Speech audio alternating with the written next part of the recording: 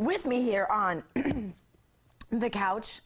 I don't know who's counseling who here, Barry, but actually this is a pretty big night for you for celebration. You probably want like 3 donuts tonight. I'll force myself to be on the diet. Oh, you will? Okay. Yeah. Well, it's a night for some sort of celebration, and I don't think it's going to be cough drops like I'm having. So let me ask you, the victories are huge and bigger than predicted by just about anyone.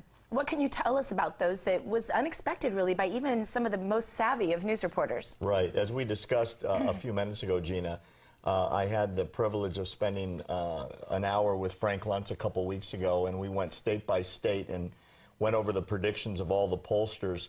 The pollsters are being blown out by what's happened, not only in New York, but the 5 states tonight. Trump is now halfway through the delegate count from the 5 states that he took tonight on a 6-state crush streak. Yes. He's beaten the polls in every one of those states, and he's exceeding the expectations of even his own supporters. As we talked about a minute ago, if the returns stay as they are, he's going to win every single county in Pennsylvania. That's never been done before, except in primaries where the other candidates have already dropped out. Early in the day, it got so bad that Cruz and Kasich left all of the 5 states, gave up, and went west, trying to stop him in Indiana or maybe California.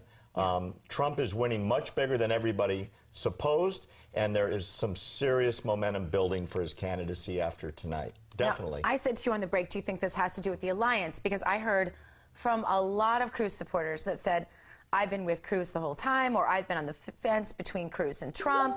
Their minds were made. A lot of people shifted when the alliance happened between Cruz and Kasich. People just felt like that was funky monkey business, and they weren't into that, and it didn't seem like the kind of politics they wanted, at least not at this point in the game where it's gotten very serious. I think people can kind of do the whole excuse it, politics is politics at a certain point, and then that kind of stops when it's about people's actual votes and it's about kind of undermining the process. And I think people didn't like that. You said no. Why? I think there's 3 things about the alliance. First of all, it just happened yesterday. I think, number one, it shows that Cruz and Kasich have given up winning by the convention. It's a surrender, and it's defend at all costs. They're trying to save their lives politically at this point. Number 2, what's really happening is exactly what Trump predicted in the very beginning. The insiders are aligned against me.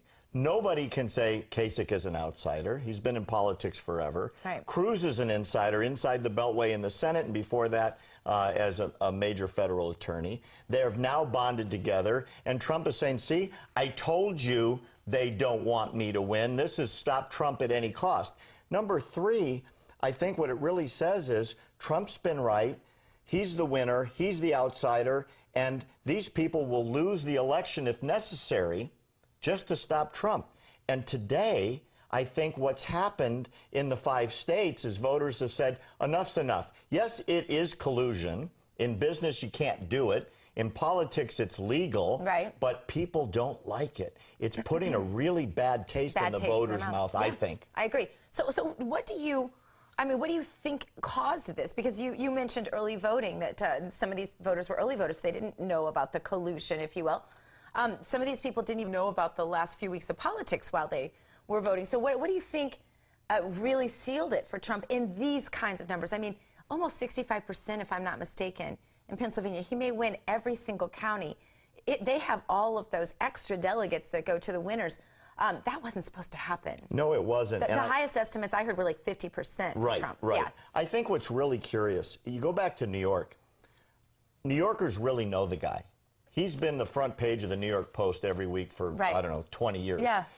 And for the rest of the country, we're out in California and know him through the media.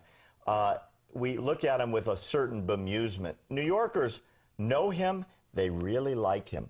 They may have a problem with the way he communicates, but they really like him. They like his success. They like his truthfulness. They like the fact that he says what he's going to do and he does what he says. Yeah. And the East Coasters know him as well. Up and down the East Coast, that's where his popularity is coming from, because they really know the guy.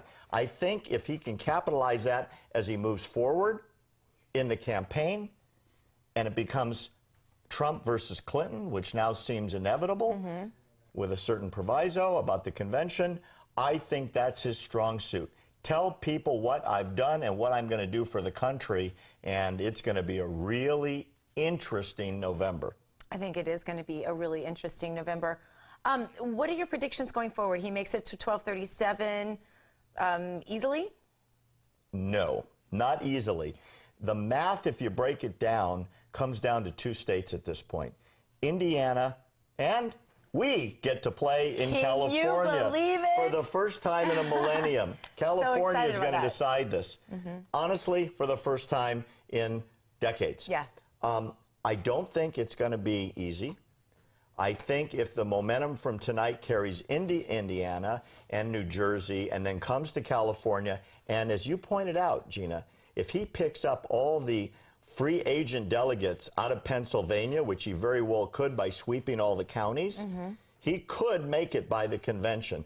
And the predictions of just a couple weeks ago of being short by 50 or 75 or 100, he might be at 1,300 by the convention, and then it's over. The really interesting news of the week is this alliance, because what it says is Ted Cruz gave up, Kasich gave up, and I predict the real wild card is nobody we've talked about yet. It's the Marco Rubio delegates. Don't forget, interesting. Marco That's Rubio right. quit 3 months ago, Still and he's hanging on. still got 169 delegates. He's in third place. Kasich has only collected one state. Yep. Rubio is going to be the kingmaker. All right, we have to leave it there.